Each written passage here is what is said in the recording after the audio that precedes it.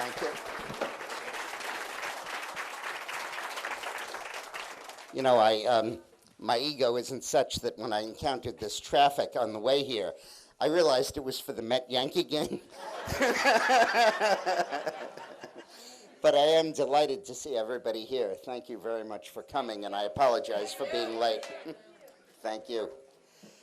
Well, these are very difficult times. I'm very happy that you finally found a bank to co-sponsor this that isn't owned by Obama.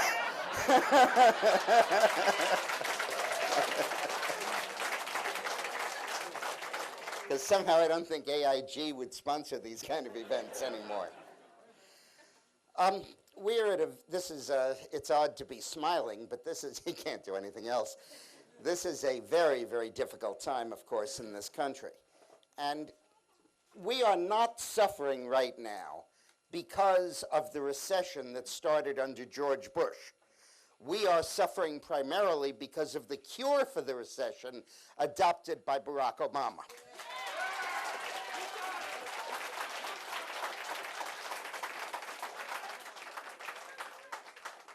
Because the recession itself began as a normal flow of the capitalist system and is probably ending by about now.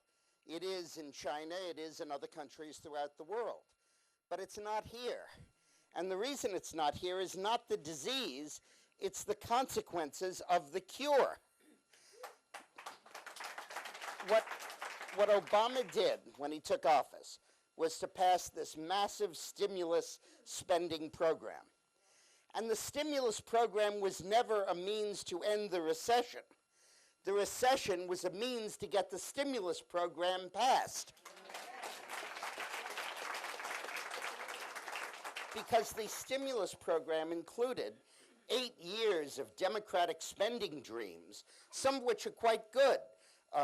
Broadband computer access, renovating schools, expanding early childhood education, good stuff. But over 8 years, when the money's coming in, when you don't have to borrow it, to do it in 1 week, and along with a lot of other garbage in that package that I'm sure you know all about, like $250,000 for a tattoo removal parlor in Los Angeles. In San Francisco, the idea of tattoo removal hasn't caught on yet. But the idea that this massive spending would somehow lift up the economy is just totally wrong. And it was wrong when they did it in Japan. For 20 years, they've had stimulus spending in Japan. When they started in 1990, the ratio of debt to the economy was 25%. Now the debt is 2.5 times the economy, 250%. And you know what? Over the last 20 years, Japan now has a GDP lower than it did 20 years ago. It's done absolutely no good. And when Bush sent out checks in 2008, it did absolutely no good. And the reason is very simple, and we explain it in Catastrophe. The idea of Keynesian economics, that theory, has been replaced by the theory of rational expectations, which says we're not stupid. When we get a check in the mail and we're in danger of losing our jobs and in danger of losing our houses, we do not run out and buy flat screen TVs. Thank goodness we buy books.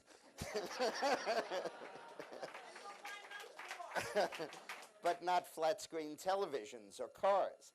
So in the month of April, the total household income in the United States rose $121 billion. $50 billion of which was the stimulus money coming back to us. But savings rose by $131 billion, $10 billion more than the household income went up. What that meant is we didn't spend a dime. We put it all paying down our credit cards, catching up on our mortgages, paying down our bills, and those of us who were really well off put it into Treasury bills. And those of us who are realistic put it in the PSP. The Posturepedic Savings Program. We put it under the mattress. The safest place.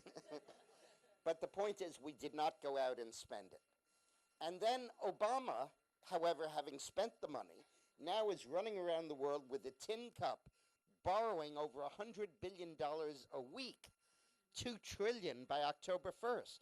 And when you're trying to borrow that much money, it drives up interest rates. People aren't going to lend it to you for nothing. They're going to charge rates. And as a result, the long-term interest rates have doubled since he took office. And mortgage rates have gone up by a full point in 6 weeks. Now, I thank you for not booing when you said when they said I worked for Bill Clinton. But I got to tell you this. This was not the way Bill Clinton handled a recession. Bill Clinton eliminated the deficit. Barack Obama has quadrupled it. Bill Clinton cut mortgage interest rates by 3 or 4 points. Obama's letting them go up. Bill Clinton eliminated the deficit by cutting the capital gains tax from 28% to 20%. And I'm not crazy. You cut that capital gains, more people sell, more people buy, there's more transactions, and it produced more revenue. And it permitted us to eliminate the budget deficit.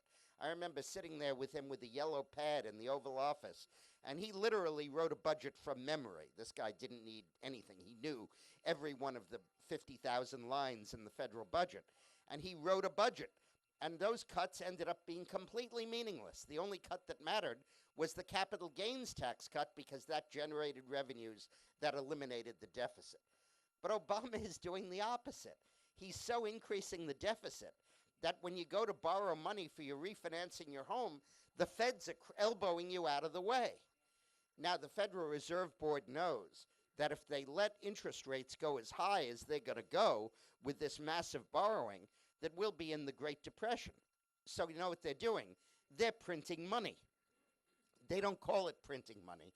They call it buying Treasury securities or buying stocks. But what it is they're buying stuff and putting money that isn't there into the economy. Now, imagine that it's as if in your cars, Obama came around and said, I'm going to give you all, or Fed came around and said, I'm going to give you all a full tank of gas. And they went around shooting gas into your cars till it was on full. And every car in the country was now on full. But people didn't want to drive because it was snowing or raining or lousy weather. So they figured they'd put the cars into the parking garage. And then when the weather improved, when the economy got better, they'd come out of the parking garage and then they'd use the gas. The problem is they're going to do this all at once. Now, you're no strangers to traffic living where you live. But the point is that this is going to be incredible inflation because way too much money is going to be chasing way too few goods. You know, the total amount of money in circulation has tripled since October 1st. Tripled? We're not talking, I don't mean like 10% or 20%. I mean 300% increase. It went from 800 billion to 2.5 trillion. And that money now is not being spent. It's sitting under the mattresses, like I said, or paying down debts and stuff. But once the economy starts recovering, it's going to come out massively, and you're going to have unbelievable inflation. So that's the catastrophe. We were coming out of this recession. It went down like this, and we were coming out.